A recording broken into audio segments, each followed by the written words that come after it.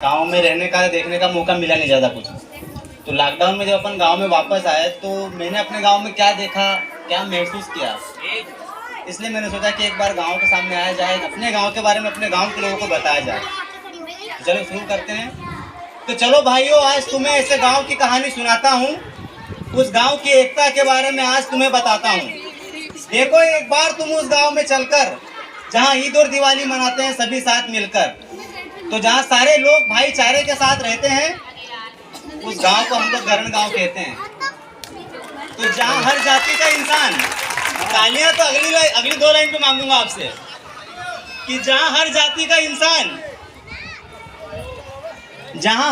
का इंसान वंदे मातरम कहता है, जहाँ हर जाति का इंसान वंदे मातरम कहता है, हैदर उस गरण गांव का लड़का है जहाँ बच्चे बच्चे के दिल में तिरंगा रहता है।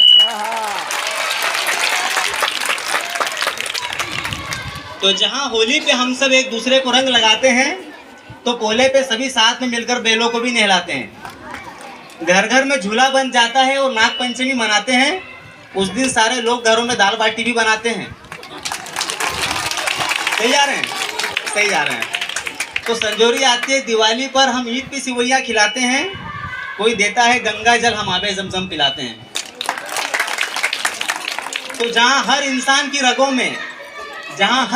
की रगों में देशभक्ति का लहू बहता है, मैं उस गरण गांव का लड़का हूँ जहाँ बच्चे बच्चे के दिल में तिरंगा रहता है। तो नवरात्रि में गलियां सजती है, कोई मुहर्रम शांति से मनाता है। नवरात्रि में गलियां सजती है, कोई मुहर्रम शांति से मनाता है। रैली कितनी भी लंबी हो, यहाँ कोई गलत नारे नहीं लगाता है। जितना मिले उतने में खुश रहते हैं, सब मिल बांट के खाते हैं।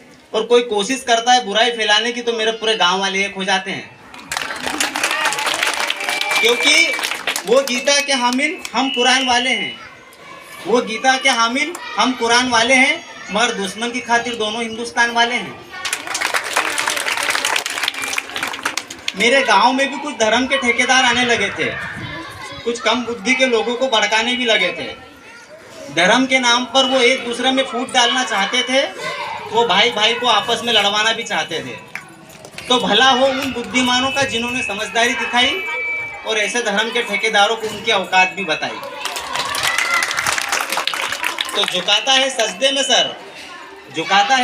में सर हैदर खुदा को शुक्रिया कहता है।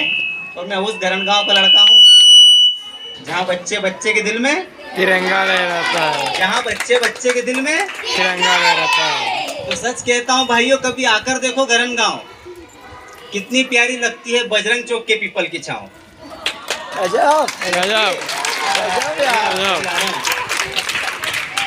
सच कहता हूँ भाइयों, कभी आकर देखो गरण गांव, कितनी प्यारी लगती है अपने बजरंग चौक के पीपल की छाँव। जहाँ खुदा और भगवान का कभी घर नहीं टूटता है, जहाँ खुदा और भगवान का कभी घर नहीं टूटता है, मेरे गांव में हर इंसान सुबह भजन और अजान सुनकर उठता है। तो दिन भर लगे काम में सब शाम का रास्ता देखते हैं, जब तापड़ी जलती है चौराहे पे तो सब मिलके हाथ सेकते हैं। तो हिंदू और मुसलमान जहाँ भाई भाई की तरह रहता है, मैं उस गरण गांव का लड़का हूँ जहाँ बच्चे बच्चे के दिल में तिरंगा रहता है। तो पुरानी बातें याद करके जहाँ चाचा बाबा मुस्कुराते हैं और बीते जमाने की फिर सारी बातें हमें बताते हैं और कहते हैं कि तब के बच्चे याददाश्त के बड़े पक्के होते थे। उस जमाने में हर बच्चे को अपनी 8-8 पीढ़ी याद होती थी। और मेरा यकीन मानो भाइयों, अपने घर में, अपने मोहल्ले में किसी भी बुजुर्ग इंसान को उठा के अपने पास बिठा लेना और पूछ लेना आज के 40 साल 50 साल पहले की भी बात, आपको स्पष्ट बता देगा वो। नहीं तो आजकल के बच्चों से आप 3 साल पहले की बात पूछ लो, मेरे ख्याल से 70% बच्चे तो जवाब नहीं दे पाएंगे। तो हमारे चाचा बाबा हमसे यही कहते हैं कि उस जमाने में हर बच्चे को अपनी 8-8 पीढ़ी याद होती थी, न गाली गलौच होने पे पड़ोसी की भी याद होती थी। तो तब के बच्चे आज के बच्चों के जैसे नहीं होते थे, तब के बच्चे आज के बच्चों के जैसे नहीं होते थे कि बाप का नाम भी पूछ लो तो गूगल पे सर्च करने लगते थे। आज बच्चा पास में सोता ही नहीं, दादा कहानियां सुनाना चाहता है, अपने बीते जमाने की बातें पोते को बताना चाहता है, और हर चीज मिल जाएगी मोबाइल पर। तुम्हें पता नहीं है बात किसने बताई है, एक बच्चे और दादा के बीच में क्यों इतनी दूरियां बनाई है। तो भाई बड़ी बड़ी खोज करके जब तू घमंड में इतना ऐठा था, बड़ी बड़ी खोज करके जब तू घमंड में इतना ऐठा था, लॉकडाउन में सारा शहर बंद था ना, मेरे गांव में हर इंसान चौराहे पे बैठा था। तो सच्चाई से भरपूर है मेरी बातें, तुम मानो या ना मानो। सच्चाई से भरपूर है मेरी सारी बातें, तुम मानो या ना मानो। और गांव की सुंदरता के बारे में शहर वालों तुम क्या जानो। क्योंकि जहां करोड़ों अरबों रुपयों का घोटाला करके कारोबारी विदेशों में बैठ जाता है, ये शहरों का यही है। जहां कारोबारी करोड़ों अरबों रुपयों का घोटाला करके विदेशों में बैठ जाता है, तो वही मेरे गांव का किसान छोटे से कर्जे का दुख भी सहन नहीं कर पाता है।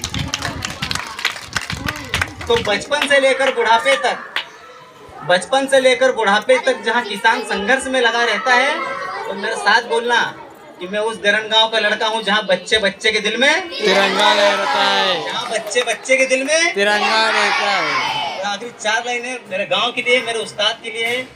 जितना समर्थन दे सकते हो देना भाई। कि मेरे गांव की क्या तारीफ करूं, मेरा गरण गांव लाजवाब है। मेरे गांव की क्या तारीफ करूं, मेरा गरण गांव लाजवाब है। मेरे गांव के नाम को आगे बढ़ाना ही मेरा पहला और आखिरी ख्वाब है। क्योंकि धर्म के नाम पे यहाँ कभी किसी ने एक दूसरे के ऊपर पत्थर नहीं फेंका। धर्म के नाम पे यहाँ कभी किसी ने एक दूसरे के ऊपर पत्थर नहीं फेंका। और सलीम फनकार के गांव जैसा मैंने गांव नहीं देखा।